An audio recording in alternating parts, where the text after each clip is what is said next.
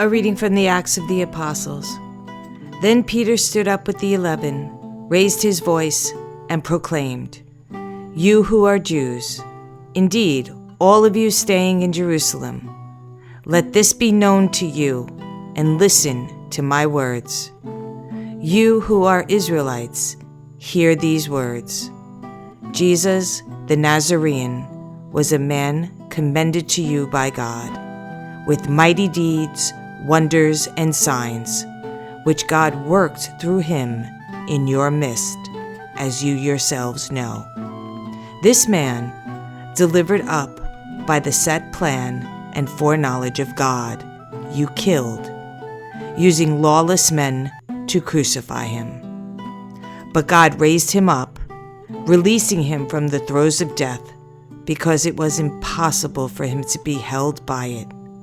For David says of him, 'I saw the Lord ever before me. With him at my right hand, I shall not be disturbed. Therefore my heart has been glad, and my tongue has exulted.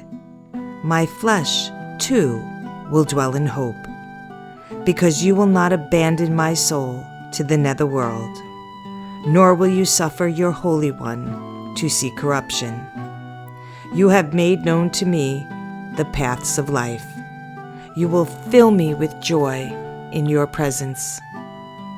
My brothers, one can confidently say to you about the patriarch David that he died and was buried, and his tomb is in our midst to this day.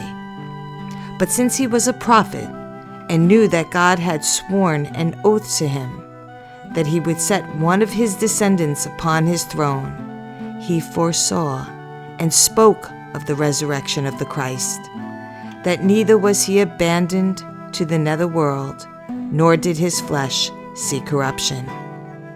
God raised this Jesus. Of this we are all witnesses. Exalted at the right hands of God, he received the promise of the Holy Spirit from the Father and poured him forth, as you see and hear. A reading from the first letter of St. Peter. Beloved, if you invoke as Father him who judges impartially according to each one's works, conduct yourselves with reverence during the time of your sojourning, realizing that you were ransomed from your futile conduct, handed on by your ancestors, not with perishable things like silver or gold, but with the precious blood of Christ, as of a spotless, unblemished lamb. He was known before the foundation of the world, but revealed in the final time for you, who through him believe in God, who raised him from the dead and gave him glory, so that your faith and hope are in God. A reading from the Holy Gospel according to Luke. That very day, the first day of the week, 2 of Jesus' disciples were going to a village 7 miles from Jerusalem called Emmaus, and they were conversing about all the things that had occurred. And it happened that while they were conversing and debating, Jesus himself drew near and walked with them. But their eyes were prevented from recognizing him. He asked them, "What are you discussing as you walk along?" They stopped, looking downcast. One of them, named Cleopas, said to him in reply, "Are you the only visitor to Jerusalem who does not know of the things that have taken place there in these days?" And he replied to them, "What sort of things?" They said to him, "The things that happened to Jesus, the Nazarene, who was a prophet, mighty in deed and word before God and all the people, how our chief priests and rulers both handed him over to a sentence of death and crucified him. But we were hoping that he would be the one to redeem Israel.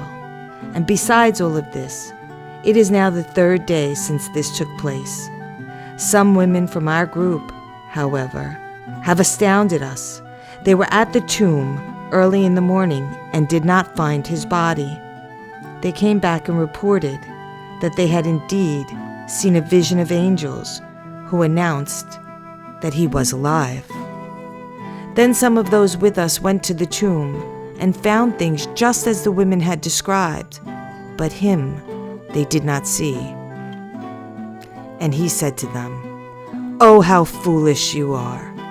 How slow of heart to believe all that the prophets spoke. Was it not necessary that the Christ should suffer these things and enter into his glory?" Then beginning with Moses and all the prophets, he interpreted to them what referred to him in all the scriptures. As they approached the village to which they were going, he gave the impression that he was going on farther. But they urged him, "Stay with us, for it is nearly evening, and the day is almost over." So he went in to stay with them. And it happened that while he was with them at table, he took bread, said the blessing, broke it, and gave it to them. With that, their eyes were opened, and they recognized him, but he vanished from their sight. Then they said to each other, "Were not our hearts burning within us while he spoke to us on the way and opened the scriptures to us?" So they set out at once and returned to Jerusalem, where they found gathered together the 11 and those with them who were saying, "The Lord has truly been raised and has appeared to Simon." Then the two recounted what had taken place on the way and how he was made known to them in the breaking of the bread.